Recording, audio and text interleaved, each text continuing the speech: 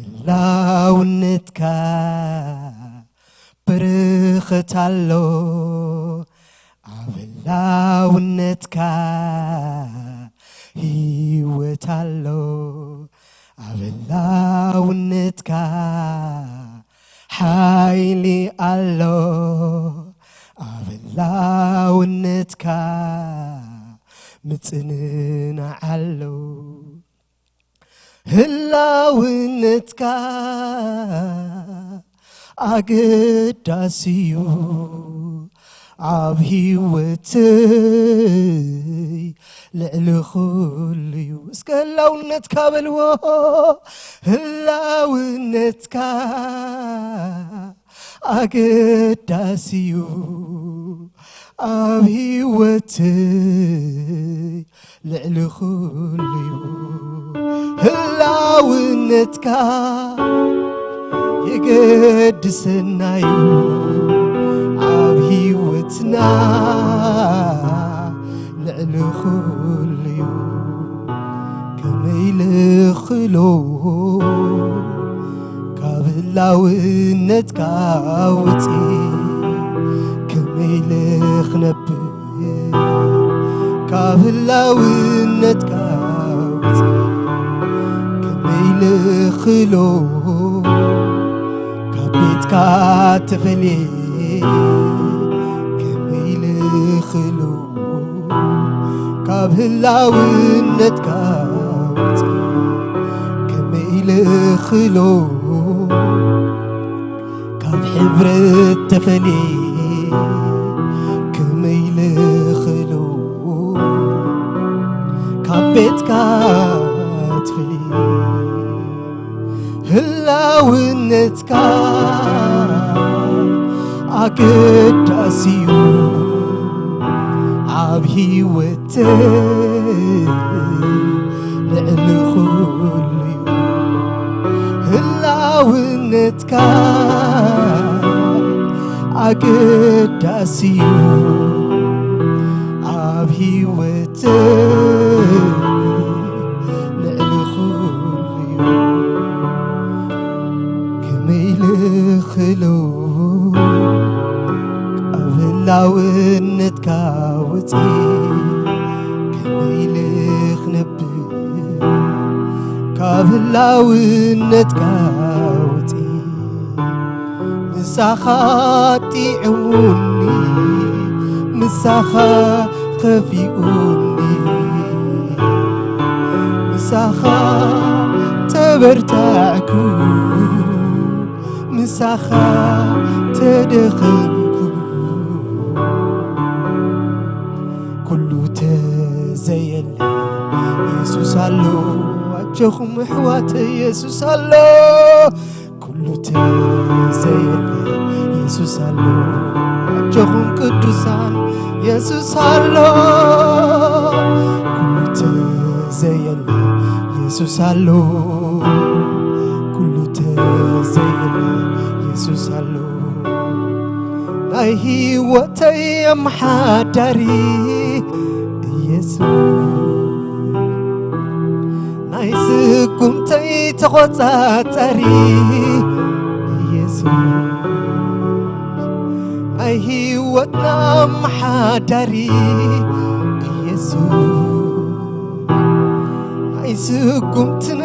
ተቖጻጻሪ ኢየሱስ ከመይ ልኽሎ ካብ ህላውነትካ ውፅእ ከመይ ልኽነብር ካብ ህላውነትካ ውፅእ ከመይ ልኽሎ ካብ ህላውነትካ ውፅእ ከመይ ልኽነብር ካብ ህላውነትካ ውፅእ ምሳኻ ጢዕሙኒ ምሳኻ ከፊኡኒ ምሳኻ ተበርታዕኩ ምሳኻ ተደኸምኩ ኩሉ ተዘየለ ኢየሱስ አሎ ኩሉ ተዘየለ ኢየሱስ አሎ ኩሉ ተዘየለ ኢየሱስ አሎ ኩሉ ተዘየለ ኢየሱስ አሎ ኩሉ ተዘየለ ኢየሱስ አሎ ኩሉ ተዘየለ ጎይታን አሎ ኢየሱስ አሎ ኢየሱስ አሎ ኢየሱስ አሎ ኢየሱስ አሎ ሃሌሉያ ሃሌሉያ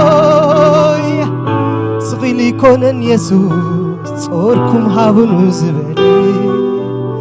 ስቂል ይኮነን ኢየሱስ ጾርኩም ሃቡኑ ዝበል ከቢድ ነገር ስለዘሎ እሱ ይፈልጥ ኢየሱስ ይፈልጥ ጾርናና ሃሌሉያ ድኻምና ሃሌሉያ ንተአመን ሃሌሉያ ሎሙኻ ምሕረት ክገብረና ሃሌሉያ ሎሙኻ ክርከበና ሃሌሉያ ሃሌሉያ መፍትሕ ኩሉ ገይሩ ደው ከብለና ሃሌሉያ ክትቀመልና ጎይታ ሃሌሉያ ብኸንቱ ክንከይድ እግዚአብሔር አይደለኒ ሃሌሉያ እሱ ክትቀመልና አይደልዩ ሃሌሉያ ልበይኑ ክንኮኖ ይደልየና እዩ እግዚአብሔር ሃሌሉያ ሃሌሉያ እስከ ተስፋና ሕጁን አው ንግበር ሃሌሉያ ሕጁን ተስፋና አብ ኢየሱስ እዩ ሃሌሉያ በተግባር ንሪኦ ለና ሃሌሉያ ኢየሱስ ጥራሕ ከም ደዋፅ ንሪኦ ለና ሃሌሉያ እቶም ኢየሱስ ዝረኸብና ኣዚና ዕድለኛታት ኢና ሃሌሉያ ዘጸናንዕ መንፈስ ቅዱስ ኣሎ ምሳና ሃሌሉያ ብርክኽ ክንብል ኮለናስ ሃሌሉያ ደበኽ ዝብል ጎይታ ሃሌሉያ ምሕረት ክንብሎ ኮለናስ ሃሌሉያ ወደይ ተኣመነን እምበራነስ ኣለኹ ብጎንኻ ይዝብለና ሃሌሉያ ሎሙን መንፈስ ቅዱስ ኣይተለወጠን ሃሌሉያ ሎሙን መንፈስ ቅዱስ በይንና ክንከውን ኣይሓድገናን ሃሌሉያ እሱ ይድንግጸልና ሃሌሉያ ግናኸ ከም ቃሉ ክንከውን ይደሊ ሃሌሉያ ይደልየና ሃሌሉያ ቃሉ ክንሕሉ ይደልየና ሃሌሉያ ቃሉ ክንጸባበዮ ይደልየና ጎይታ ሃሌሉያ ከምቲ ንውሉድና ነፍቅሮም እሱ ድማ ኸሙ የፍቅረና ከምቲ ካብ ውሉድና ንጽበይ ሃሌሉያ ከምቲ ካብ እሙናት ሰባት ንጽበዮ እሱ ኸኣ ኻባና ስለ ዝጽበዩ ሃሌሉያ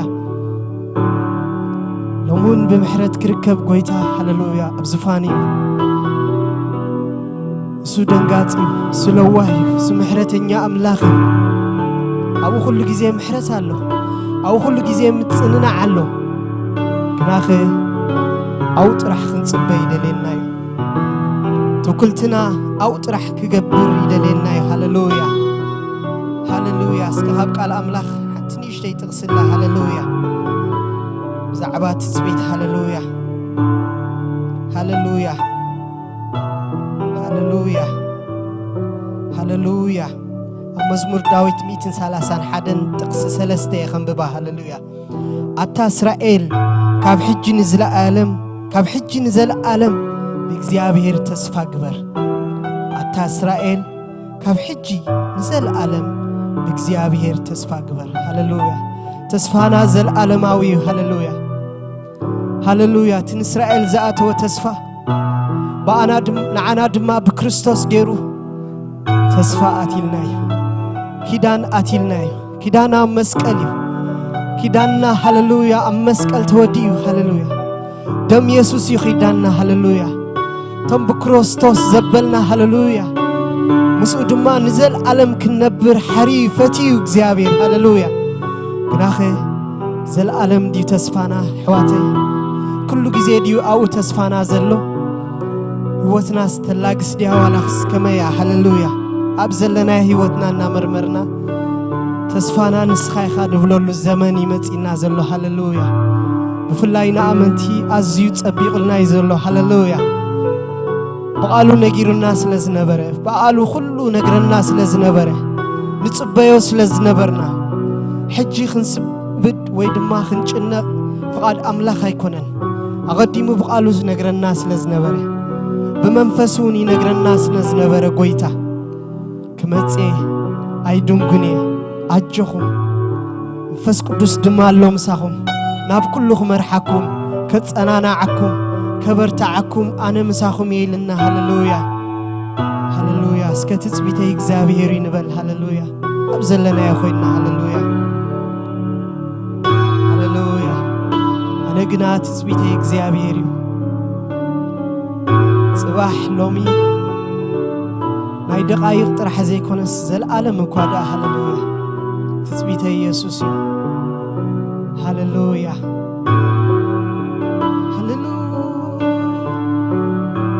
هللويا زمرت خمزي لهم زميرهم الله هللويا تثبيته እግዚአብሔርዩ أنا نعط راح يصب كاب عالم تسفى مسانو كاب زأمنو تسفى مسانو انتايلهم تثبيته نسخات راح يخيلهم هللويا داويتون كوميليو أتاسرائيل تثبيتك أب እግዚአብሔር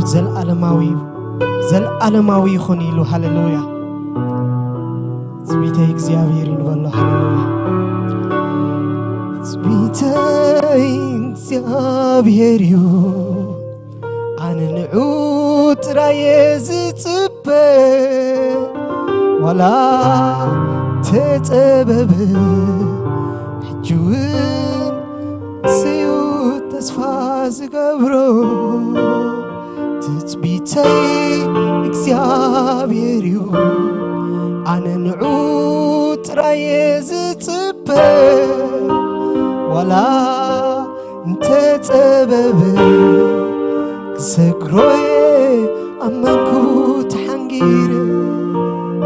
تثبيتي እግዚአብሔር أنا نعوت رايز تبه ولا تتبب سكروي أمانكو بيسوس تحنجير تثبيتي እግዚአብሔር برد سماي زنبر ولا جيزت انكر حجون نعيه تسفى زقبر تثبيتي እግዚአብሔር برد سماي زنبر ولا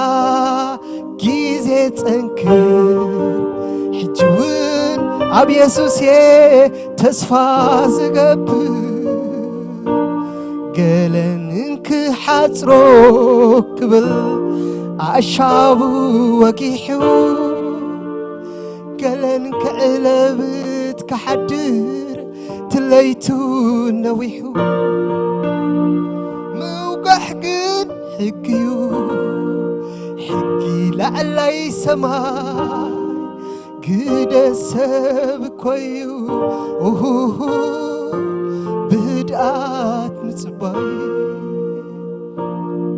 قلنك حاتروك عشابو وقيحو قلنك علبت كحدر تليتو نويحو موقح قد حكيو حكي لعلي سماي قدنا أكويو بدأت مصباي نويح تثبيت نلبي كم زمامنو أي حواك عليك أبقى الكاين أمبي بيو نويح تثبيت نلبي كم زمامنو أي حباك اللين أبقى الكاين أمبي بيو متصبين أخا ولا يخفي الوقا كتصبيك كاين منتكا ركتيو لكي كم وقحتا تثبيتي እግዚአብሔር برد መሬት ሰማይ ዝነብር ወላ ጊዜ ጽንክር ሕጅውን አውየ ተስፋ ዝገብር ትጥራጢረ ይፈልጥን በርዶ ክወጊሑ ኢለ ምምፃከውን ርክፅዩ ካብኡ ብዘይፍለ ድኽም ከሚሎኔ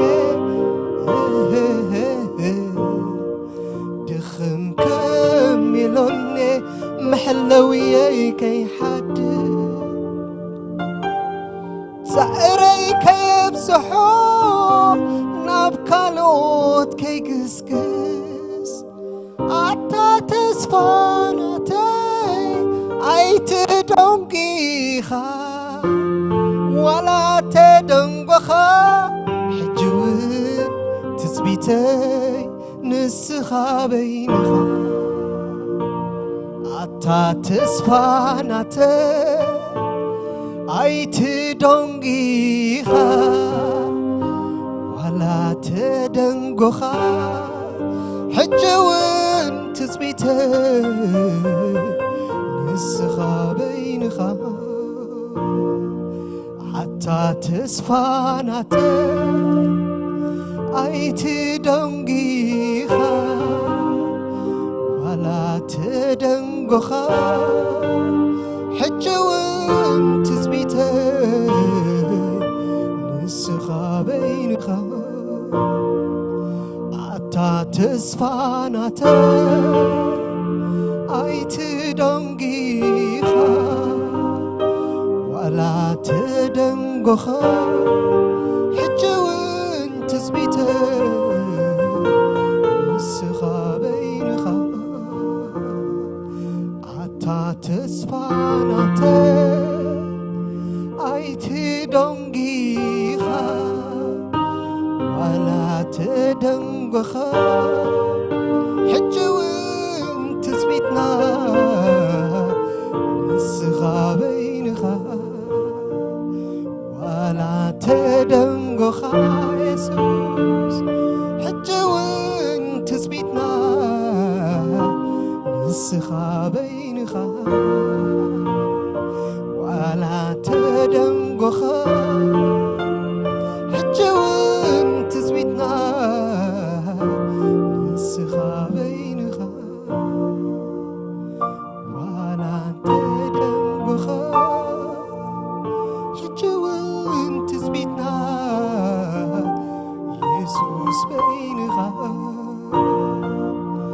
حتى تسفانتنا عيت دونقيخا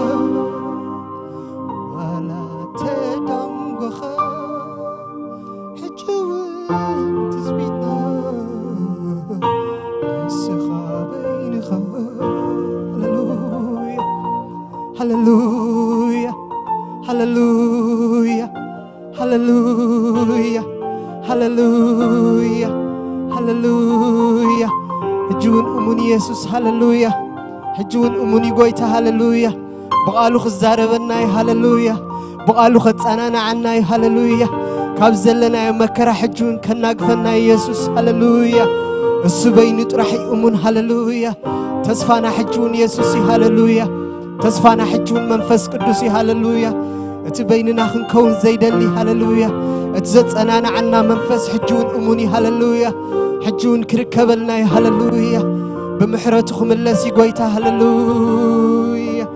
اي چكني نسو هللويا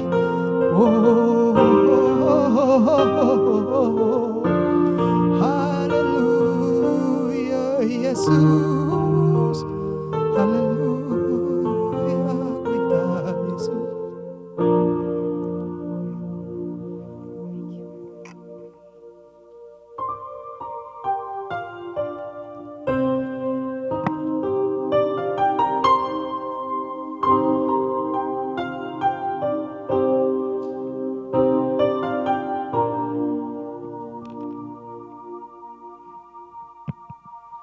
እግዚአብሔር ይመስገን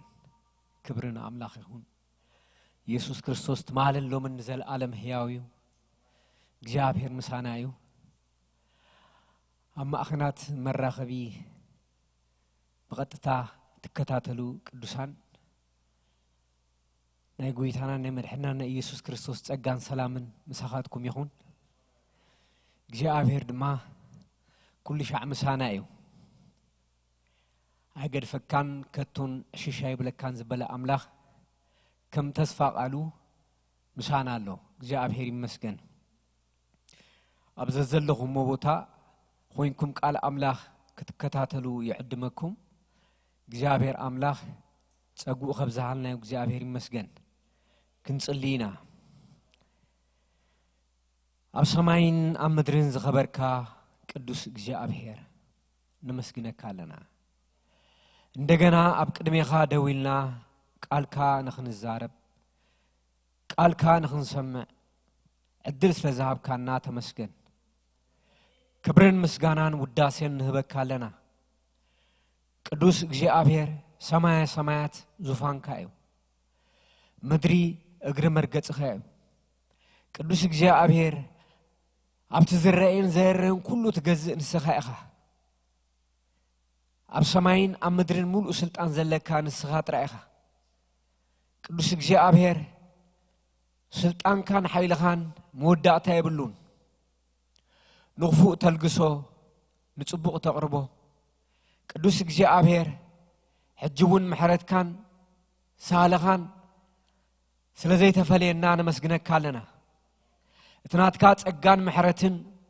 ክብርን መንፈስን ኣብ ማእኸልና ብምልኣት ክመላለስ ቅዱስ እግዚአብሔር ቅዱሳን ኣብ ዘዘለዎ ቦታ ብቓልካን ብመንፈስካን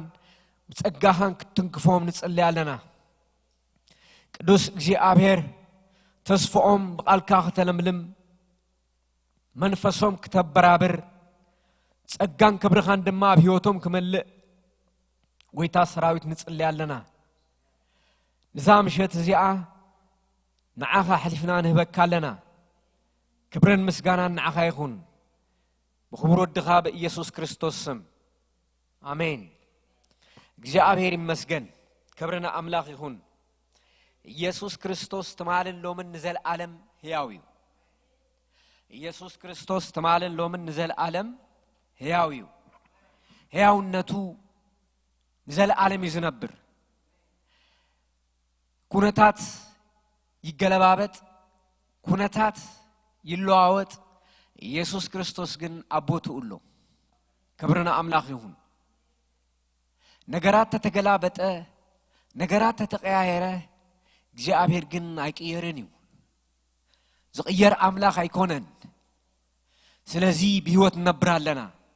ክብርና አምላክ ይሁን ኢየሱስ ክርስቶስ ተማለን ሎመን ንዘል ዓለም ሕያውዩ ሎማንቲ ቃል አምላክ ሐቢርና ክንካፈሊና እምነት ካብ ምስማዕዩ ምስማዕ ድማ ካብ ቃል አምላክ እዩ ቃል አምላክ ኣብ ህይወትና ክመልእ ከሎ ከምዚ ዓይነት ጸገማት ከጓንፍ ከሎ ስንቂ ዝኾነና ቤተ ክርስቲያን ወይ ማሕበር ኩሉ ሻዕ ቃል አምላክ ተመሓላልፈሉ ምኽንያት ሓደ ኣብ ዓለም እንታይ ከም ዝመጽእ እንታይ ከም ዝፍጠር ከም ሰመጠን አይንፈለጠኒና ስለዚህ እትንገብሩ ሓደ ነገር እንታዩ ቅዱሳን ናይ ወንጌል አመንቲ ዳግም መንፈስ ቅዱስ ተወለዱ ቃል አምላክ ከመሃሩን ከጽኑዑን እንደገና ኣብ ልቦም ከዓቅርዎ በስተፈላለየ ግዜታት ትምዕድያ እዚ ድማ ተቀዳማይ ተግባራይ ስለዚህ ቃል አምላክ ንካፈለሉ ምኽንያት ሓደ እንታዩ ኣብ ልብና ክንዓቅሮ እዩ እቲ ቃል አምላክ ኣብ ህይወትና ተተቀሚጡ ኣብ ልብና ተተቀሚጡ ንኽፉእ ግዜ ስንቂ እዩ ንጸልማት ግዜ ስንቂ እዩ ኣብ ሶቪየት ሕብረት ነበር ዝነበረ ሪቻርድ ዊምብራንድ ዝበሃል ወንጌላዊ ነይሩ زي وانجلاوي زي بزمن كومينيست تتحيزو مستأثرة مصحف قدوس زي رغبلو بوتايو تأثيرو تقميتو زغرم ነገር ግን ሪቻርድ ዊምብራንድ نقالو كل شاع ناي ممرمار طباي نيرو ناي مصنع طباي نيرو ابت بيت مأسر تغفيلو نتقال املاح زنببو ممليسو يخوم سعونيرو እግዚአብሔር ይመስገን ስለዚህ ቃል አምላክ ነጽንዕሉ ቃል አምላክ አብ ህይወትና ማዓልቲ ክንምርምሮ ዘድልየና ሓደ ምክንያት ኢየሱስ ክርስቶስ ክዛረብ ከሎ አብ ዓለም ከለሁም መከራ አሎ ኢሉ ተዛሪቡና አሎ እቲ መከራ በየን ይምጻ በየን ይኺድ አይንፈለጠኒና ስለዚህ ግን ናይ አማኒ ስንቁ ቃል አምላክዩ ቃሉ አብ ህይወትና ተመሊኡ መንፈስ ቅዱስ ድማ አብ ልብና በምልአት ይፈስስ ክብርና አምላክ ይሁን መንፈስ ቅዱስ በዘይ ቃሉ አይሰረህኒዩ እሱ ተዓብ ነገር ቃል አምላክ ልብና ተመሊኡ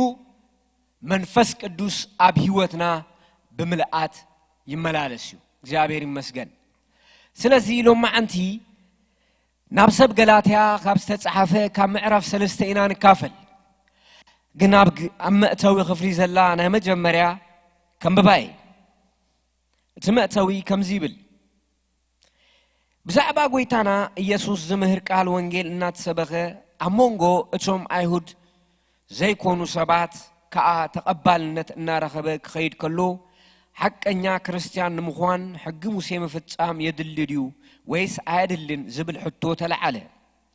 ጳውሎስ ከኣ ክርስቲያን ንምዃን ሕጊ ሙሴ መፍጻም አይደልን እዩ እኳ ደኣ በክርስቶስ ሓድሽ ህይወት ንምርካብ መሰረቱ እምነት እዩ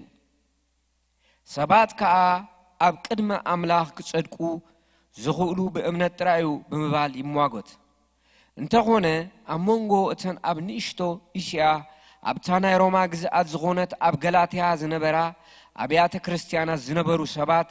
ሰብ ኣብ እስያ ቅድሚ ኣምላኽ ክጸድቅ ዝኽእል በኢየሱስ ብምእማን ጥራይ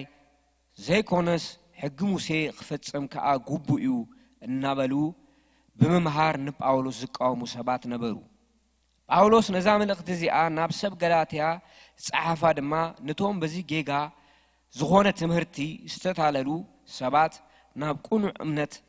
ተግባርን ምእንቲ ክምለሱ እግዚአብሔር ይመስገን ሐዋርያው ጳውሎስ ንሰብ ገላትያ ኣብታኒ እሽቴ እስያ ኣብ ትሕቲ ሮማ ግዝኣት ዝነበራ አብያተ ክርስቲያናት ጻሓፎ ደብዳቤ መልእኽቲ ሐዋርያው ጳውሎስ ጻሓፈሉ ሓደ ምክንያት እንታዩ አይሁድ ዘይኮኑ ሰባት በክርስቶስ ወንጌል አሚኖም ምስዳሓኑ ሓደ ሰባት መምሃራን ተሲኦም በክርስቶስ ምድሓን ጥራይ ህይወት አይህብንዩ ሕጊ ክትሕሉ ኣለኩም አየና ሕጊ እቲ ናይ ሙሴ ሕጊ ክድርብዎ ኣለኩም ጳውሎስ ክዛረብ ከሎ እንታይ ብል ንህይወት ዝኸውን በክርስቶስ ምእማን ጥራይ እዩ እንዳበለ ይዝሟገት ክብርና አምላኽ ይሁን ስለዚህ ኣብ ምዕራፍ 3 ሐዋርያው ጳውሎስ ናይ ሕጊ بحقدو بأمنت تبل أرستيا بحقدو بأمنت انتاي صدقي بأمنت دو بحقي منفس قدوس نملا بأمنت دو بحقي أبي وطنا እግዚአብሔር ተአምራት ዝገብር بأمنت دو بحقي እግዚአብሔር نعنا استقبلنا أزي تعب مسارتاو ነገር እቲ مسارتاو ነገር እቲ መልሲ ሓደ እዩ بأمنت እዩ بكريستوس بمؤمن اب يوحنس ወንጌል ምዕራፍ 1 خزارب كله 16 ተخباب እንታይሉ ይዛረብ ሕጊ በሙሴ ተዋሂቡ ጸጋን ሐቅን ግን በክርስቶስ ኢየሱስ ኢሉ ይዛረብ እዚ ጸጋን ሐቂ ሙሴ ናይ ሕጊ ተምሳሌት እዩ ኢየሱስ ክርስቶስ ድማ ናይ ጸጋ መሰረት እዩ ዓቢ መፈላለይ መስመር እዩ بموسى حق تواهبو قبل كله هواريو باولوس وي هواريو يوحنس بموسى حق تواهبو قبل كله حقي نمانيو تواهبو إلا كان حتى زدما قدن حقي أبسينا استوهبه نإسرائيلاوين استوهبه حقيو بتحقي خنبرولو كما حدرولو استوهبه حقيو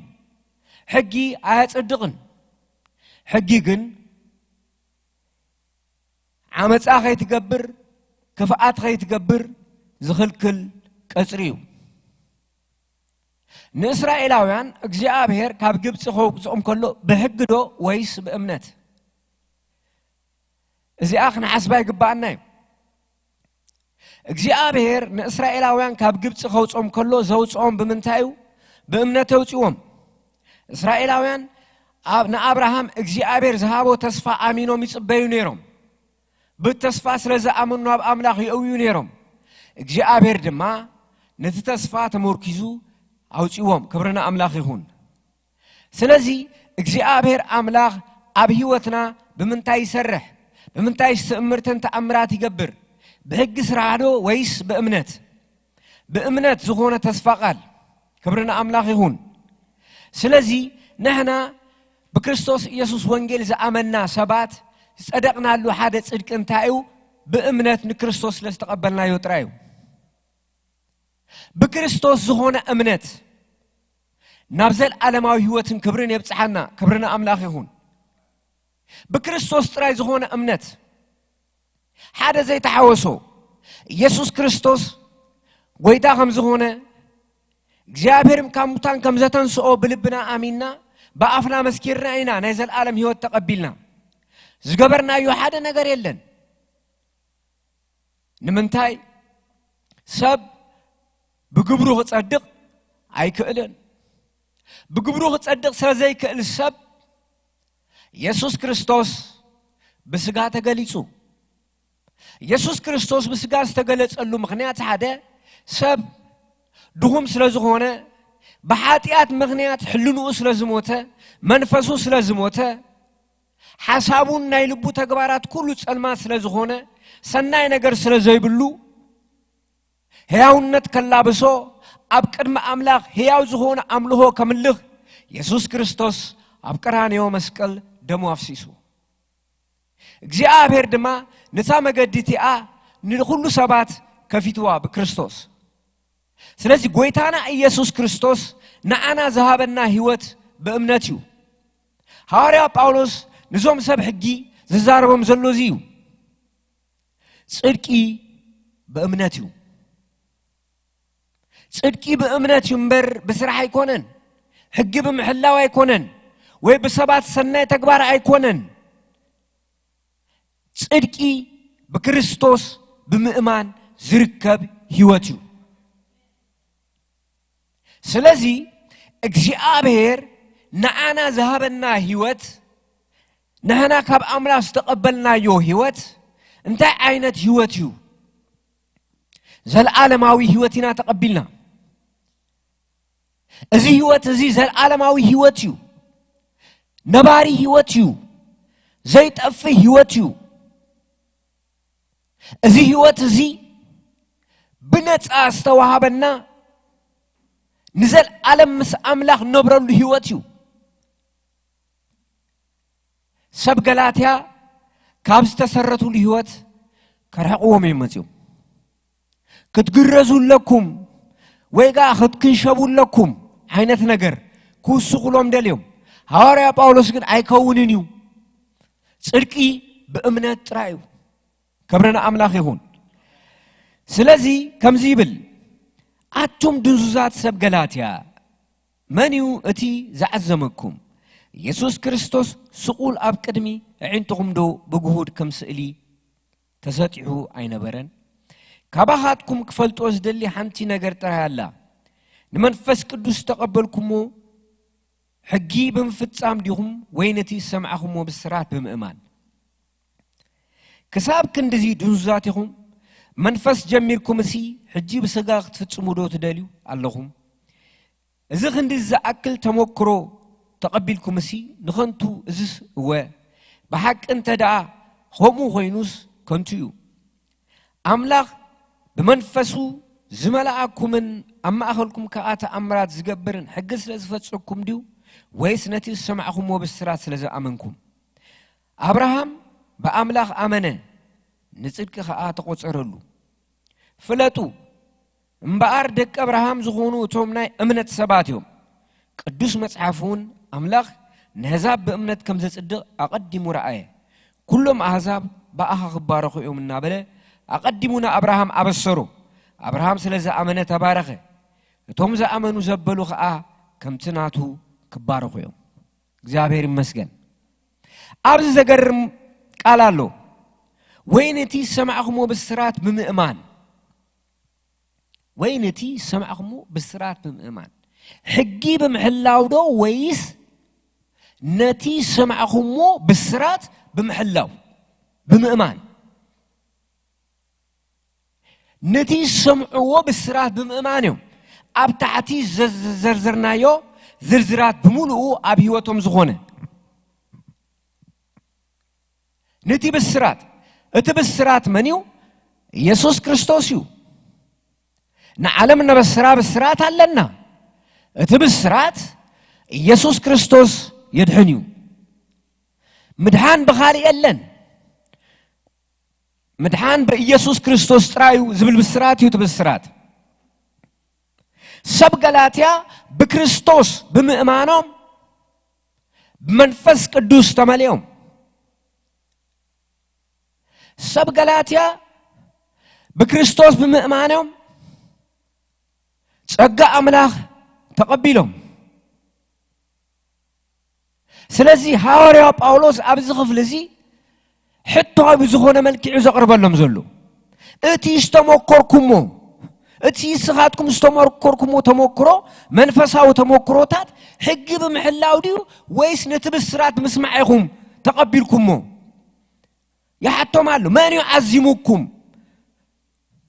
نمن تأخم تعزمكم إذا تحطون هاريا باولوس قريمو ويزلو من كم زعزمكم ترايتا تنقرونس متعقوسكو سلازي هاريا باولوس دقاقي مون السب قلاتي الزاربهم زلون تايو نابت مسارتهم كملسو نابت مسارتهم كملسو نابت ጸጋ ወንጌል ከመለሱ ናብቲ ህይወት ተቀበሉ ወንጌል ከመለሱ ናብሁም ለሱ ይዝነግሩ ክብርና አምላክ ይሁን ስለዚህ ሰብ ገላትያ ሸተት ይሎም ነሮም ሐዋርያ ጳውሎስ ጻፈላ ምክንያት እንታ ናብታ ሐቂ ተመለሱ ሕግ በመሐላው ጽድቂ የለን በክርስቶስ ማን ግን ጽድቂ አለው ስለዚህ ከጸድቅ ዝደልሰብ በክርስቶስ ከአምናለው አይ በሕግ ጸድቅ ድማተይሉ ካብ ጸጋ ወንጌል ተፈልዩ ካብ ክርስቶስ ተስፋን ክብር ርሒቁ አብሸንኮሌል ነበራለው ማለት እዩ ስለዚህ እቲ ሐቂ እንታዩ ናይ ድህነት መሰረት ክርስቶስ ኢየሱስ በእምነት ናብ ህይወትና መቀባል እዩ እሱ ናይ ህይወት መሰረት አማኒ ክርድኦ ዘለዎ እሱ እዩ አብዘለና የዘመን استفلالي عينة التحساسبات هالو وانجيل كدمر ناسبات تحساسبا وانجيل كدمر حقي وانجيل مسمانم عيدمريني وانجيل نبينو أخوليو وانجيل نبينو أخوليو أب كريستنا عالم أب تزحلفه هذا شيء هنا يتصلمات عمتات أتحدث تجبر نجار نتاعيو نهجين نوانجلن حواوي صوم حزام مونيرو سلازي وانجيل مسحق تتعاوسو أد حنا كان كابحجي نعمد حان عقمو يدكميو يقطميو حجي يخسكايو كابت قصاص حجي زاد حنا كا تسقى وانجيل ترايو مصحف كزارب كله حجي بمحلاو صدق سب يلن حجي نعات اتنياتا تسريحو نصادق انا يكونن صادق عندما بكريستوس زامن يوم بكريستوس زامن صديقيو إذا مالت انتهى مالتيو ناي كريستوس صدقي نعو وينيو كريستوس لما ناتو حاتيات عم مشكل شنكيرو كم مجدي أرحقوا ويو كبرنا أملاخي هون عم مسكل ملوات أتجيرويو سلازي ويتانا مدحنا يسوع كريستوس زخافولو واقع كنتو أيكونن يدحنيو اتي مدحان مالت كاب حاتياتو زدحن اتزلع على حمام انتايو حاتياتو أبدك سبات لبي استشغور حاتياتو كاب إيدن جنت نقدامن هوانن زوج حاتياتو نود سب ناوردتن نابكرتتن نامكران نابحزنن نابحمامن عددا مكرا زغبرو حاتياتو سلازي غويتانا إيسوس كريستوس ترايو نحاتيات زسعرو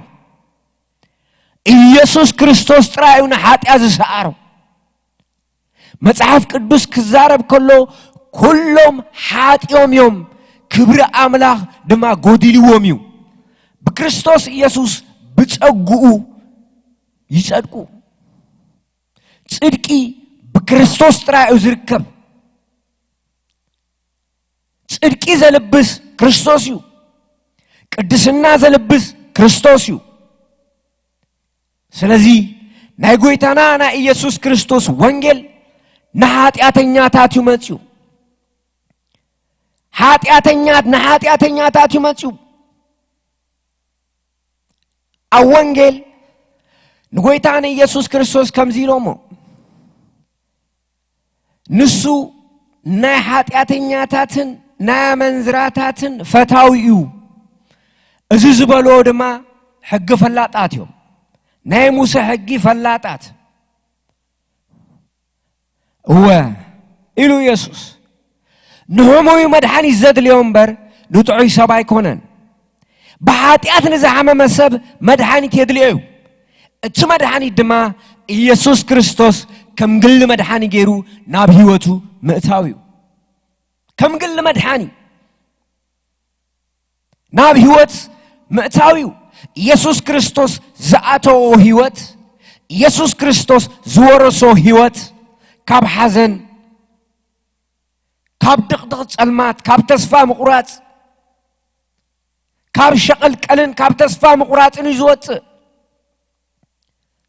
يسوع كريستوس وشتاو سلامن عرفتن ذهب املاخي يسوع كريستوس كم مأثر تزناقف املاخي سلازي نقويتانا يسوع كريستوس بأمنس تقبلو سب منفس قدوس كملايو أبهيوتو اغزيابير تأمرات كقبريو كاب استفلالي ما أسر تخفتحيو كاب دراغز فتح يسوع كريستوسيو كاب مستز فتح يسوع كريستوسيو كاب استفلالي والفتاز فتح يسوع كريستوسيو يسوع كريستوس بأمنت أبهيوت كاخ أتغلو نيوت كحزج أن أكازبله كله بونك إروهوت أيو هاليلويا يسوع كأتغلو ناب هيوت كا يسوع كريستوس ناب لبها أتغلو يسوع كريستوس ناب نفسها أتغلو تسألمات كوت أيو هاليلويا سلزي قويتانا يسوع كريستوس بأمنة تقبلنا بأمنة نبرو هيوتيو زي هوت زي زل علماو تصفان زل علماو خبرن زل علماو هوتن استلابس هوتيو سلزي يسوع كريستوس تمال اللومن نزل عالم هياويو يسوع كريستوس تمال اللومن نزل عالم هياويو هو اتي زل علن زخبدن أبدك سبات هوتن تايو سب بستفلالي ناي سقا حمام كساق يغئليو بحاتيات الساق سبك من يفلطلو يسوع كريستوس ترايو وشتاو زخونه سقاي وشتاو زخونه حمم حلناو زخونه رخسي يسوع كريستوس بدمو كحصبيو ስለዚህ ጎይታና ኢየሱስ ክርስቶስ አመስቀል ዝኸፈሎ ዋጋሎ አብ ዋጋሎ ኢየሱስ ክርስቶስ ንኃጢአተኛታት ከድህን ናብዛ ዓለም መጸ ዝብል ቃል ሐቀኛን ኩሉ ቅበሎ ዝተገብኦ ቃል እዩ ኢየሱስ ክርስቶስ ንኃጢአተኛታት ከድህን ይመጽኡ ኢየሱስ ክርስቶስ ንኃጢአተኛ ከድህን ይመጽኡ ኃጢአተኛ ኤሉን ዝናዘ ዘበለ ሁሉ አብ ቅድሚኡ ኢየሱስ ክርስቶስ ኢሉ ዘርጊሑ ይቅበሎ እዩ ኢየሱስ ክርስቶስ አብ ሰባት ክፈርድ አይመጸን እተፈርደ ግን ንዘል ዓለማዊ መልእክቲ ዕሽሽ ንዝበሎ እዩ ኢየሱስ ክርስቶስ ቶም ዝጠፍኡ ከድሕን ይመጽኡ ኢየሱስ ክርስቶስ ካብ አምላኽ ርሒቆም ኣብ ዝተፈላለዩ ሓሸውየን ዝኣተው ናብ መንግስቱ ክስሕቦም ይመጽኡ ስለዚ ኢየሱስ ክርስቶስ ትማልን ሎምን ንዘለዓለም ሕያው እዩ ኢየሱስ ክርስቶስ ትማልን ሎምን ንዘለዓለም ሕያው እዩ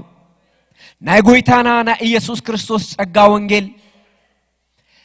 ንኃጢአተኛታት ከድሕን ይመጽኡ ንኃጢአተኛ አይ አና ኃጢአት የብለይን አና ብሰብ ክፉ አይገብርኒ አነ ሰናይ ገባሪ ሰቤ ንሰብ ይሕግዜ ይረድኤ ዝተፈላለዩ ነገራት ይገብር ዝብል ሰብ ክህሉ ይኽእል እዩ ግን እሱ ኣብ ቅድመ አምላኽ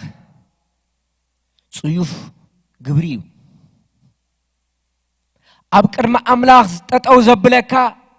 በክርስቶስ ምእማን ጥራይ እዩ ኣብ ቅድመ አምላኽ ጠጠው ዘብለካ ኣብ መንግስቱ ዘእትወካ ሰናይ ግብርኻን ተግባርካን አይኮነን ሰናይ ግብርኽን ተግባርክን አይኮነን ኣብ ቅድመ አምላኽ ዘእትወካ ኢየሱስ ክርስቶስ ጥራይ እዩ ኣብቲ ቅዱስን ሕያውን ዘላለማውን ዝኾነ አምላኽ ኣብ ቅድሚው ዘእትወካ ጾም አይኮነን ጸሎት አይኮነን በክርስቶስ ምእማን በትጻድቅ ክርስቶስ ንጽድቅኻ ዋጋ ብዝኸፈለ ደሙ ዘፍሰሰ ስጉኡ ዝተቆረሰ ኢየሱስ ክርስቶስ ንዓይን ንዓኻን ንዓለም እዩ هو ኢየሱስ ብዛዕባኡ ክዛረብ ከሎ አነ ሐቅን ሕይወትን መገድኔ እዚ መገዲ ድማ ናብ አምላኽ ዘብጽሕ መገዲ እዩ ናብ አቦ ዘብጽሕ መገዲ እዩ እዚ መገዲ ዝጅመር ብንስሓ እዩ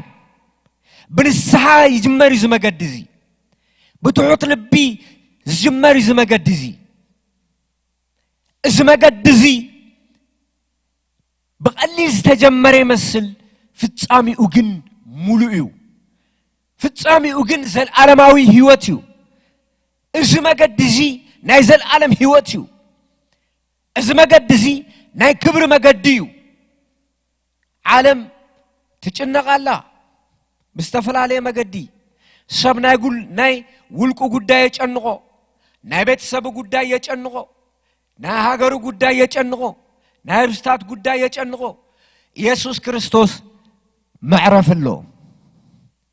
እሱ ሕይወት ዘዕርፍ ሎሚ ኮሮና ተኸደ ጽባሕ ድማ ድሕሪ 100 ዓመት ካልኽ መጽኽል ቅድሚ 100 ዓመት ዓለምና በከምዚ ዓይነት መገዲ ሓሊፋ ከማን ካብ ዝኸፈ ይመጽእ ይኸይድ ንዘለዓለም ካብ ዘለዓለም ኣብ ዙፋኑ ኮፍ ኢሉ ንኹሉ ዝቆጻጸር አምላኽ ዘለዓለማዊ ተስፋን ክብርን ዝሓዘ ኢየሱስ ክርስቶስ ናብ ሕይወትኩም ኣእትውዎ በክርስቶስ ምእማን ናይ ዘለዓለም ሕይወት ተስፋ እዩ ዓለም ተስፋ ሲኢና ኣላ ዓለም ተጨኒቃ ኣላ ዓለም ብፍርሕላ ኢየሱስ ግን ይብሎ ሰላመይ ክህበኩም መጽእ ኣለኹ እቲ ናይ ሰላም ንጉስ ኣብ ህይወትካ ኣትዎ ኣብ ህይወትካ እትውዮ ኢየሱስ ክርስቶስ ህይወትካ ቆጻጸሮ ሃቦ ኣብ ህይወትካ ይእቶ እሱ ተስፋ እሱ ዘለዓለማዊ ክብሪ ኢየሱስ ክርስቶስ ትማልን ሎምን ንዘለዓለም ሕያው እዩ ጎይታና መድሕና ኢየሱስ ክርስቶስ ካብ ዘለዓለም ንዘለዓለም እሱ ሕያው እዩ ሞት ስዒሩ ዝተሰአ እሱ እዩ ካብ ድቕድቕ ጸልማት ናብ ዘደንቕ ብርሃን ዝጽዋዓካ ንሱ እዩ ዝጽዋዓክ ንሱ እዩ ኣብ በብዘለኹም ቦታ ኮይንኩም ንኢየሱስ ክርስቶስ ኣብ ህይወትኩም ኣእትዎ ኣብ ዘለኹም ቦታ ኮይንኩም ዓድምዎ ተስፋ ዝቆረጽኩም ኣብ ህይወትኩም ኣብ መነባብሮኹም ኣብ ምውጻእ ምእታውኩም ኢየሱስ ክርስቶስ መልስ ኣለዎ ልብኹም ኣይተሃወጽ በቦ እመኑ በክርስቶስ እመኑ ኣብኡ መዕረፍ ኣሎ ክብርና ኣምላኽ ይሁን ኢየሱስ ክርስቶስ ትማልሎ ምን ዘለዓለም ሕያው እዩ ስለዚ ንሰብ ገላትያ ዝበሎም ወይነቲ ሰማዕኹምዎ ብስራት ብምእማን ክሳብ ክንድዝዶ ድንዛቲኹም መንፈስ ጀሚርኩም እሲ ሕጂ ብስጋ ክትፍጽሙ ዶ ትደልዩለኹም እዚ ክንደዚ ዝኣክል ተመክሮ ተቐቢልኩም እሲ ንኸንቱ እዝስ ብሓቂ እንተደኣ ከምኡ ኮይኑስ ከንቱ እዩ ኣምላኽ መንፈሱ ዝመላኣኩምን ኣብ ማእኸልኩም ከዓ ተኣምራት ዝገብርን ብሕጊ ስለ ዝፈጽምኩም ድዩ ወይስ ነቲ ሰማዕኹምዎ ብስራት ስለ ዝኣመንኩም ታመልሲ ነቲ ዝሰምዕዎ ብስራት ስለ ዝኣመኑ ክብርና ኣምላኽ ይኹን ብስራት ብምእማን ካብ ኣምላኽ ጸጋን መንፈስን ንቕበል ኢና ክብርና ኣምላኽ ይኹን ጸጋን መንፈስን ንቕበል ኢና ነቲ ብስራት ብምስማዕ ሕድገት ሓጢኣት ንቕበል ኢና ነቲ ወንጌል ካብ ልብና ተተቐቢልናዮ ክብርና ኣምላኽ ይኹን ስለዚ መጽሓፍ ቅዱስ ዝነግረና እንታይ እዩ እምነት እዩ እምነት ካብ ምንታይ እዩ ካብ ምስማዕ እዩ ምስማዕ ድማ ካብ ምንታይ እዩ ካብ ቃል ኣምላኽ እዩ ካብ ቃል ኣምላኽ ክንሰምዕ ከለና ሽዑ ኣብ ልብና መንፈሱን ተስፍኡን ሓይሉን ኣብ ህይወትና ይመልእ ክብርና ኣምላኽ ይኹን ኢየሱስ ክርስቶስ ትማልን ሎምን ንዘለዓለም ሕያው እዩ ኢየሱስ ክርስቶስ ትማልን ሎምን ንዘለዓለም ሕያው እዩ ኢየሱስ ክርስቶስ ትማልን ሎምን ንዘለዓለም ሕያው እዩ ኢየሱስ ክርስቶስ ትማልን ሎምን ንዘለዓለም ሕያው እዩ ንክርስቶስ ኣብ ህይወትኩም ኣእትውዎ ኣብ ልብኹም ኣእትውዎ ተቐበሉ ኣብ ገዛኹም ኣብ ቤትኩም ኮይንኩም ኣብ ዝተፈላለየ ቦታ ዘለኹም ሕጂ ትከታተሉ ዘለኹም ኢየሱስ ክርስቶስ ኣብ ህይወትኩም ኣእትውዎ ኢየሱስ ክርስቶስ ህይወት እዩ ኣነ ሃይማኖት ኣይኮነን ዝሰብከኩም እምነት በክርስቶስ እመኑ በክርስቶስ እመኑ ናይ ዘለዓለም ህይወት ክትቀበሉ ኢኹም ኣነ ስርዓት ኣይኮነን ዝሰብከኩም በክርስቶስ እመኑ ኢየሱስ ክርስቶስ ህይወት ክህበኩም እዩ ብህይወት ክትነብሩ ኢኹም ንዘለዓለም ምስ ክርስቶስ ብህይወት ክትነብሩ ኢኹም ኢየሱስ ክርስቶስ ናይ ህይወትኩም ጎይታ መድሕንን ግበርዎ ኣእትውዎ ኣብ ቤትኩም ኣእትውዎ ኣብ ሓዳርኩም ኣእትውዎ ኣብ ደቅኹም ይእተው ኣብ ቤትኩም ይእተው ሰላም ሒዙ ዝኣቱ ክርስቶስ እዩ ሰላም ዘለዎ ህይወት ክርስቶስ እዩ ሃሌሉያ ኢየሱስ ክርስቶስ እዩ ሰላም ዘለዎ እቲ ናይ ሰላም ንጉስ እቲ ናይ ሰላም መስፍን ኢየሱስ ክርስቶስ ኣብ ህይወትኩም ይእተው ኣብ ናብራኹም ይእተው ኣብ ሓዳርኩም ይእተው ኣብ ደቅኹም ይእተው ኣብ መነባብሮኹም ይእተው ኣእትውዎ ኢየሱስ እተው በልዎ ክፈትሉ ኢየሱስ ክርስቶስ ኣብ ህይወትኩም ይእተው ኣብ ገዛኹም ይእተው ኣብ ናብራኹም ይእተው ኣብ ደቅኹም ይእተው ኢየሱስ ክርስቶስ ካብ ስግኣት ልቢ ዘዕርፍ ኣምላኽ እዩ ኢየሱስ ክርስቶስ ትማልን ሎምን ዘለዓለም ጎይታ እዩ ካብ ስግኣት ካብ ጭንቀት ካብ ሓዘን ካብ መከራ ካብ ፍርሒ ኢየሱስ ክርስቶስ ዝፈትሕ ኣምላኽ እዩ ውህበት መንፈስ ቅዱስ ዝህብ እሱ እዩ መንፈስ ንምላእ ነቲ ብስራት ወንጌል ብምስማዕ እዩ ኣምላኽ ንዓና ናይ ፍርሒ መንፈስ ኣይሃበናን እዩ ዝብል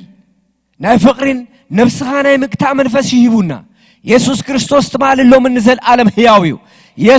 ንኢየሱስ ክርስቶስ ኣብ ህይወትኩም ኣእትውዎ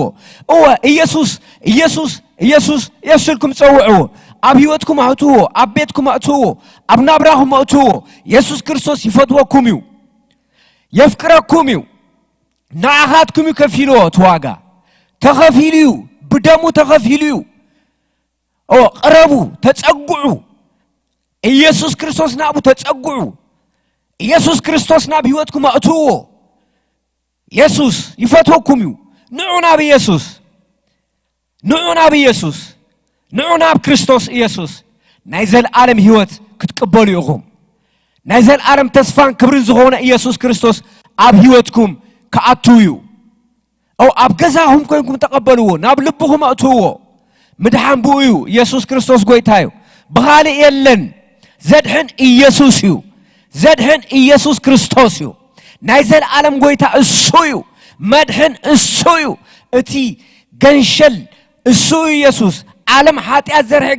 ገንሸል ኢየሱስ ክርስቶስ እዩ ደሙ ፈሲሱልካዩ ደሙ ንዓኻ ፈሲሶም መስቀል ስጉኡ ንዓኻ ተቆሪሶም መስቀል ኢየሱስ ክርስቶስ ንዓኻ ናብ ሲኦል ወሪዱ ኢየሱስ ክርስቶስ ንዓኻ ከሙታን ተንሲኡ ኢየሱስ ክርስቶስ ተማልን ሎም ንዘለዓለም ሕያው ኢየሱስ ክርስቶስ ሐቀኛ አምላኽን ናይ ዘለዓለም ሕይወትን እዩ ኢየሱስ ክርስቶስ ሐቀኛ አምላኽን ናይ ዘለዓለም ሕይወትን እዩ አጥዎ እሱ ሐቀኛ አምላኽ እዩ ሃሌሉያ እሱ ጸጋን ሐቅን ዝተመልአ ጎይታ እዩ እቲ ጸጋ ከፍሰልካዩ እቲ መንፈስ ከፍሰልካዩ ኢየሱስ ክርስቶስ ምሳኻዩ ዝኸውን او አብልብኻ እትዎ አብልብኻ እትውዮ ሃሌሉያ ክንጽሊና ኢየሱስ ኢየሱስ ኢየሱስ ክርስቶስ ተማልን ሎምን او ከቀበለው ትብሉ ሰባት ታሊኹም ኣብ ሚድያ ኣብዚ ማዕኸላት መራኸቢ ዛጸሎት ሓቢርና ክንጽሊና ኢየሱስ ክርስቶስ ናይ ህይወተይ ጎይታ ኣብ ህይወተይ እተው تقبلني بدل ኃጢአቴ كل حدقلي أنا دخون فطرتي ጸጋኻ ምሕረትካን ኣብ ህይወተይ ኣፍስሶ ኢየሱስ ጎይታ ከም ዝኾንካ በአፈይ ይመስክር ካሙታን ከም ዝተንሳእኻ ብልበይ ይኣምን ናይ ዘለዓለም ህይወት መገዲ መርሓኒ ክብር ምስጋና ንዓኻ ይኹን በኢየሱስ ክርስቶስ ስም ስለተቀበልካን መስግነካ አሜን ክንጽሊና ኢየሱስ ሃሌሉያ ኢየሱስ ኢየሱስ ኢየሱስ ኢየሱስ ኢየሱስ ኢየሱስ ናይ ሰላም ንጉስ ሃሌሉያ ኢየሱስ ክርስቶስ ተማልሎ ምን ዘለዓለም ሕያው ኢየሱስ ክርስቶስ ተማልሎ ምን ዘለዓለም ሕያው ኢየሱስ ክርስቶስ ተማልሎ ምን ዘለዓለም ሕያው ኢየሱስ ክርስቶስ ተማልሎ ምን ዘለዓለም ሕያው ኃይል ጸልማት ዘርሕቅ ኢየሱስ ንዘለዓለም ሕያው ኢየሱስ ኢየሱስ ኢየሱስ ኢየሱስ ኢየሱስ መንፈስ ቅዱስ ኃይልኻ በክብሪ ኣብ ማእኸልና ክመላለስ ጸጋኻን ኃይልኻን ኢየሱስ ክርስቶስ ሃሌሉያ ንጽልያለና በኢየሱስ ክርስቶስ ስም ኣብዘዘለው ቦታ እግዚአብሔር መንፈስ ቅዱስ መንፈሲኻሙ ክትንክፎም ንጽልያለና ህይወቶም ክትንክፎም መነባብሮም ክትንክፎ ናብሮም ክትንክፎ አካሎም ክትንክፎ ኢየሱስ ክርስቶስ በጸጋህም መንፈስከን ክትንክፎም ንጽልያለና ጌታ በኢየሱስ ክርስቶስ ስም ንጽልያለና ኢየሱስ ኢየሱስ ኢየሱስ ኢየሱስ ኢየሱስ ኢየሱስ መንፈስ ቅዱስ ኃይልን በጸጋ ክብሪ ህይወቶም ክትንክፎ ኃይልኻ ኣብ ህይወቶም ክኸውን ኃይል ጸልማት ዘበለኻ ኣብ ህይወቶም ክብተን ምኽሪ አጋንንት ይኽፈርስ በኢየሱስ ክርስቶስ ስም ምኽሪ ዲያብሎስ ክፈርስ በኢየሱስ ክርስቶስ ስም ክብተን ንጽልያለና በኢየሱስ ክርስቶስ ስም ይበታተን በኢየሱስ ክርስቶስ ስም ይበታተን በኢየሱስ ክርስቶስ ስም ይበታተን ምኽሪ አጋንንት ይፍረስ ምኽሪ ዲያብሎስ ይፍረስ በጌታ በኢየሱስ ክርስቶስ ስም ናፍርሕ መንፈስ ዝተበተነ ይኹን ምዝ ዘሎ ሁነታት ተተዓይዙ ከጨንቆም ዝመጽ ዝተፈላለ ናይ ጸልማት ኃይሊ ምኽሪ አጋንንት ቴምፕቴሽን በኢየሱስ ስም ይበተን ጎይታ በኢየሱስ ክርስቶስ ስም ዝተበታተነ ይኹን በኢየሱስ ክርስቶስ ስም ይበታተን ፈተና አጋንንታዊ መናፍስታው ፈተና በኢየሱስ ስም ይበተን ጭንቀት ይበተን በኢየሱስ ክርስቶስ ስም ይበታተን በኢየሱስ ስም ይበታተን ዲፕሬሽን ይበተን ፍርሃት ይበተን ተስፋ መቁረጥ ይበተን በኢየሱስ ስም በኢየሱስ ስም ይበተን ይበታተን ይበታተን ይበታተን ይበታተን ይበታተን ጌታ በኢየሱስ ክርስቶስ ስም በጌታ በኢየሱስ ስም ይበታተን ፍርሂ ይበተን ጭንቀት ይበተን ተስፋ መቁረጥ ይበተን በጌታ በኢየሱስ ክርስቶስ ስም ንዘሎ ሁነታ ተጠቂሞ ዝተፈላለ ፍላጻጻ ዝድርቢ ምኽሪ አጋንንቲ በኢየሱስ ስም ይፍረስ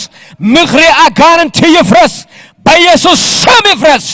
በኢየሱስ ስም ይፍረስ ካብ ቅዱሳን ሕይወት ይበተን ካብ ናብራኦም ይበተን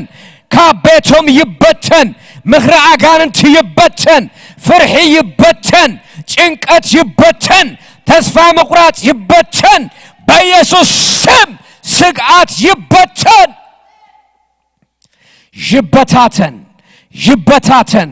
ይበታተን ይበታተን ይበታተን ይበታተን ይበታተን በኢየሱስ ክርስቶስ ስም ስተበታተነ ይሁን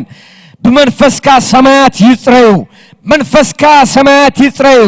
ኢድካንት በራር ገበል ወጋአቶ ኸምስተባለ ይወጋ በኢየሱስ ክርስቶስ ስም ይበተን በኢየሱስ ክርስቶስ ስም ይበታተን ይበታተን ይበታተን ሃሌሉያ ኢየሱስ ኦ መንፈስ ቅዱስ ጽልያለና ኢየሱስ ክርስቶስ አብስተፈላሌና ሕክምና ማእኸላት ሰርሑ ቅዱስ እግዚአብሔር ንነርስ ዶክተራት ዝተፈላሌው ሕክምናታት ዝህቡ ቅዱስ እግዚአብሔር ሆይ ኢድካ ኣብ ልዕሊኦም ክትመጽእ ንጽልያለና ናትካ መንፈስን ጸጋን ክሕልዎም ንጽልያለና ቅዱስ እግዚአብሔር አሙሉ ዓለም ዘለው ቅዱስ እግዚአብሔር በስተፈላሌ አገልግሎት አብ ሕክምና ሰርሑ እትናትካ ኃይሊ እትናትካ ጸጋ እትናትካ ሐለዋ እትናትካ ረድኤት አብ ህይወቶም ከውን ንጽልያለና በኢየሱስ ክርስቶስ ስም ንጽልያለና በኢየሱስ ክርስቶስ ስም ንጽልያለና ኢየሱስ ክርስቶስ ብርታዕ ክትህቦም ጸጋ ክትህቦም ኃይሊ ክትህቦም በኢየሱስ ክርስቶስ ስም መንፈስካ ከአቱ ንጽልያለና ኃይልኻ ከአቱ ንጽልያለና ክብርኻ ከአቱ ንጽልያለና እግዚአብሔር አምላክ እትናትካ ኃይሊ እትናትካ መንፈስ አብ ሆስፒታላት ይሕለፍ አብ ሕክምናታት ይሕለፍ አብ ዘሐመሙ ይሕለፍ በስተፈላሌ ሕማም ዝተአሰሩ በኢየሱስ ክርስቶስ ስም አብ ህይወቶም ናትካ መንፈስ ይሕለፍ ሕሙማት ይፈወሱ እስራት ይፈትሑ ዝደኸሙ ይበርትዑ በኢየሱስ ክርስቶስ ስም ቅዱስ እግዚአብሔር ኢድካ ኃያልያ ኢድካ ዘለዓለማዊያ ኢድካ ብርትዑ ቅዱስ እግዚአብሔር ኢድካ ይሕለፍ ኢድካ ዘይተአትዎ ቦታ የለን ጎይታ ሰራዊት ንጽልያለና እግዚአብሔር መንፈስ ቅዱስ መንፈስካ ኃይልኻ ክብርኻ ኢድካ ይሕለፍ እትናትካ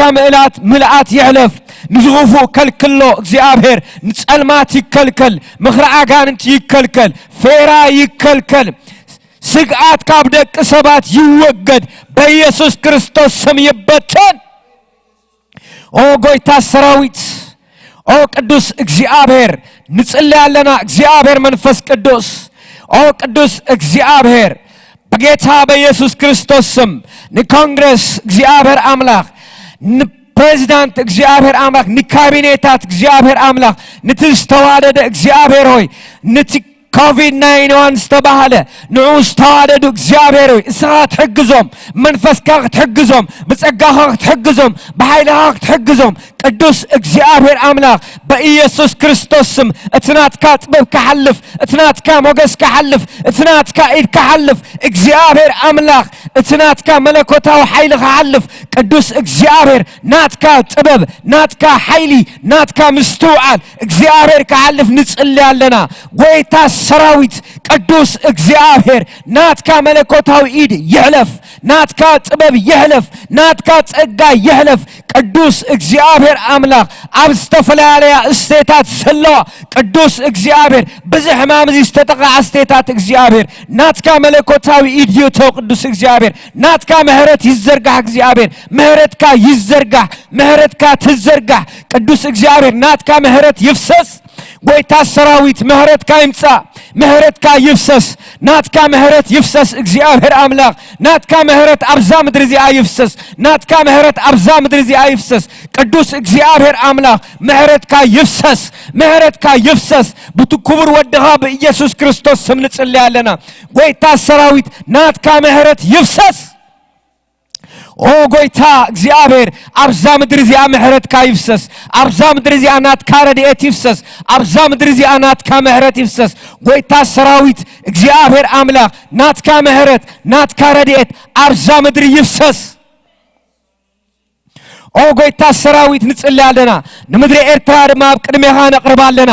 ቅዱስ እግዚአብሔር አምላክ ጎይታ ሰራዊት ንመንግስትን ንህዝብን እግዚአብሔር አምላክ ናኻ ሓሊፍና ንህባለና እግዚአብሔር አምላክ ንታምድሪቲኣ ሓልዋ እግዚአብሔር ጸጋን ምሕረትካን እግዚአብሔር ይፍሰሰሎም ናትካ ሓለዋ ይፍሰሰሎም ጎይታ ሰራዊት ናትካ ጸጋ ይፍሰሰሎም ሞትን መቅዘፍትን በደምካ ይከልከል ሞትን መቅዘፍትን በደምካ ይከልከል በኢየሱስ ክርስቶስ ስም በደምካ ካብታ ምድሪ ይከልከል ሞትን መቅዘፍትን ይከልከል ሞትን መቅዘፍትን ይከልከል ኢድካ በምህረት አምድርና ትውረድ ናትካ ምህረት ትፍሰስ ጸጋኻ ይፍሰስ ምህረትካ ይፍሰስ ጎይታ ሰራዊት እግዚአብሔር አምድረ ኤርትራ ምህረትካ ይፍሰስ ጎይታ ሰራዊት አብ ህዝብኻ አምድርኻ ጎይታ ሰራዊት ይፍሰስ ጎይታ ሰራዊት ይፍሰስ አብ ህዝብ ምህረትካ ይፍሰስ አብ መንግስት ምህረትካ ይፍሰስ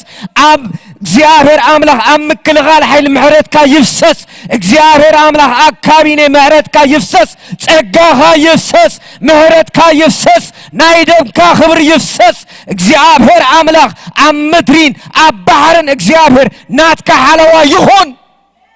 እግዚአብሔር አምላክ ናትካ ሓለዋ ይኹን ናትካ መንፈስ ይሕለፍ ናትካ ሓለዋ ይሕለፍ ጎይታ ሰራዊት በኸተማታት እለው ሕለፍ እግዚአብሔር በገጠራት ሕለፍ ምህረትካ ጎይታ ሰራዊት ናትካ መንፈስ ይሕለፍ ናትካ ጸጋ ይሕለፍ ናትካ ክብር ይሕለፍ እግዚአብሔር አምላክ ንምድርና ካፈራ ክትሕልዋ ንጽልይ ኣለና ጎይታ ሰራዊት ካብዝ ንሰምዖ ዘለና ጸልማት ካብዝ ንሰምዖ ዘለና ናይ ሞት ወሬ እግዚአብሔር ንምድርና ክትክውላ ጎይታ ሰራዊት እግዚአብሔር አምላክ ንጽልይ ኣለና እግዚአብሔር መንፈስ ቅዱስ እግዚአብሔር መንፈስ ቅዱስ እስኻ ኣብ ኩሉ ቦታ ትርከብ አምላክ ኢኻ ትኽውል አምላክ ኢኻ እግዚአብሔር አምላክ ተሓልፍ አምላክ ኢኻ ጎይታ ሰራዊት ትኽእል ኢኻ እግዚአብሔር አምላክ ኣብ ሽምካ ተወኪልና ንጽልይ ኣለና እግዚአብሔር አምላክ ነመስግነካ ኣለና ክብር ምስጋና ንዓኻ ይኹን ምህረት ስለዝበዝሐ ተመስገን ናትካ ሳህል ስለዝበዝሐ ተመስገን እግዚአብሔር አምላክ ተመስገን ክብር ንዓኻ ይኹን ምስጋና ንዓኻ ይኹን ውዳሴ ንዓኻ ይኹን ጎይታ ሰራዊት ተመስገን ንብለካ ኣለና ተባረኽ ንብለካ ኣለና ተወደስ ንብለካ ኣለና ተመስገን ንብለካ ኣለና እግዚአብሔር አምላክ ተመስገን ክብር ምስጋና ንዓኻ ይኹን ሃሌሉያ ኢየሱስ ክርስቶስ ቻለሎም ንዘለዓለም ሕያው ኢኻ ዘለዓለማዊ ክብርኻን ዘለዓለማዊ ሽምካን ንዘለዓለም በክብሪ ይነብር ማንም ኣብ ዘይቀርቦ ብርሃን ትነብር ጎይታ ኢየሱስ ክብር ንብለካ ኣለና ተመስገን ንብለካ ኣለና ውዳሴ ንህበካ ኣለና እግዚአብሔር አምላክ ስለዝነበረና ጊዜ ሁሉ ነመስግነካ ኣለና ስለዝሃብካና ጊዜ ተመስገን ክብርኻ ካብ ዘለዓለም ንዘለዓለም ይፍሰስ ንዛ ዘለና የዓለም ተስፋኣ ንስኻ ጥራይ ኢኻ እትናትካ ብስራት ወንጌል ጥራዩ እግዚአብሔር ጸጋኻን መንፈስካን ይፍሰስ ክብርኻን ኃይልኻን እግዚአብሔር ይፍሰስ ወንጌልካ በመልአት መንፈስ ቅዱስ ኃይልን አመላ ዓለም ይነገር ጸጋኻ ሓፍ ይበል እግዚአብሔር መንፈስ ቅዱስን በኃይልን ይገለጽ ስለዝነበረና ጊዜ ነመስግነካ ኣለና ክብርን ምስጋናን ንዓኻ ይኹን በኢየሱስ ክርስቶስ ስም አሜን